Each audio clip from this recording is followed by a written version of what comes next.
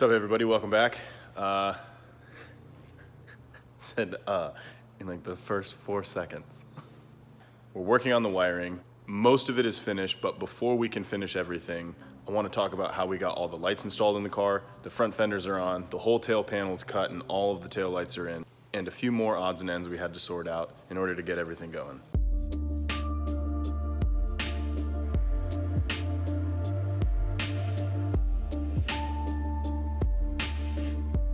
We got all the spacing dialed in and all that stuff on a test panel.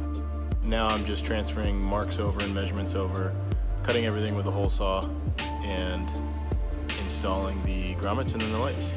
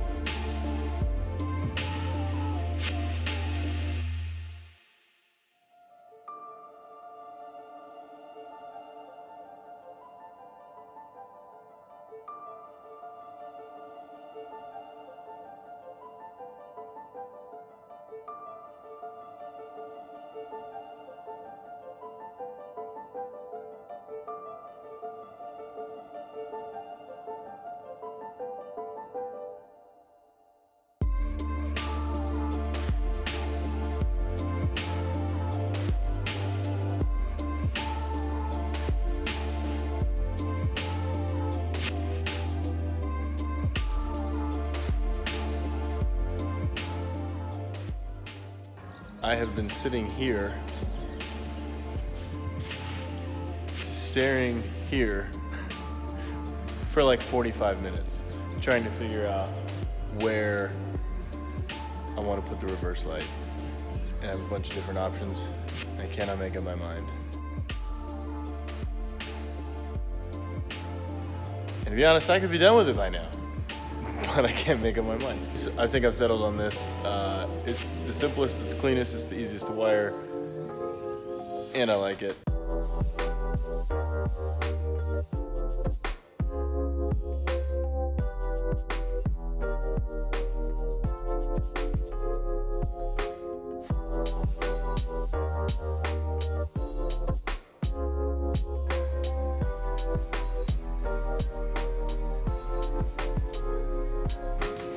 First thing for this morning, I'm gonna be putting the new headlights into the buckets and getting the fenders on the car. Probably just gonna cut the whole back of the headlight housing out just to get some more airflow through there because we're going to LEDs. One of the mounting bolts on the driver's side fender for the headlight bucket is sheared off. So we're just gonna go ahead and weld the bucket to the front of the fender, and that way we won't have to mess with it anymore.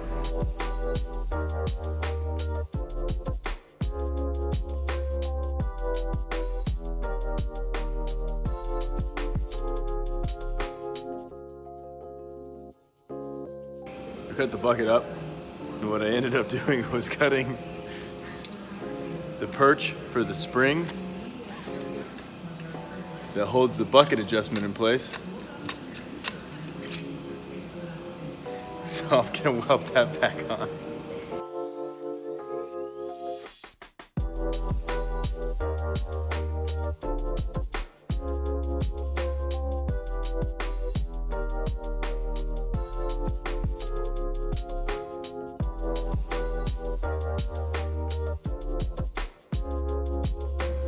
Okay, this is why everything takes so long to get anything done.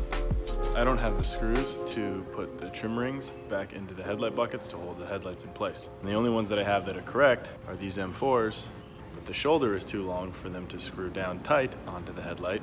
So I either go to the store to get new ones, or try and cut the threads deeper on these bolts to see if I can get them to work. And they're probably too long, which means I'll have to cut them as well. Everything takes longer than you. Everything is just, what should be 1 step turns into 5 steps every time.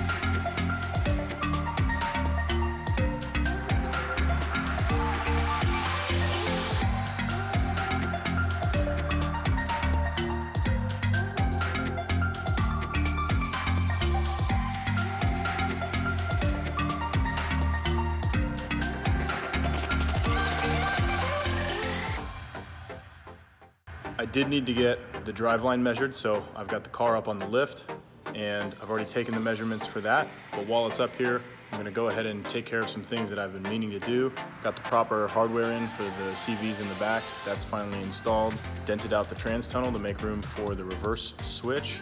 The headers are installed and clearance is good with the front control arm mount where we cut it out and plated it over. These are the Apex engineered quick steering arms. They're already shorter than the stock ones, but I went ahead and moved them into the inside ones to see how much angle we can get out of the stock steering rack. Also, with the car up, I was super tired of staring at all the grease on the bottom side of the engine that I couldn't clean off the other day. So I hit it with a bunch of degreaser and scrubbed everything off, and it's looking super clean now, but there's a giant pile of oil dry on my floor. And then some of the other things that I wanted to get done, the mounting bolts for the front subframe, pretty chewed up. Tried to weld the bolts in to the plate when we were in Denver. They were super rusty, and I think just the MIG welder wasn't getting hot enough. I'm gonna pull those back out, see if I can get the bolts welded on a little better. All right, I got the floor cleaned up, much better. The car is on the pull jack. I've got the mounting bracket out of the subframe here, and we're gonna clean it up, re-weld it, and get some paint on it.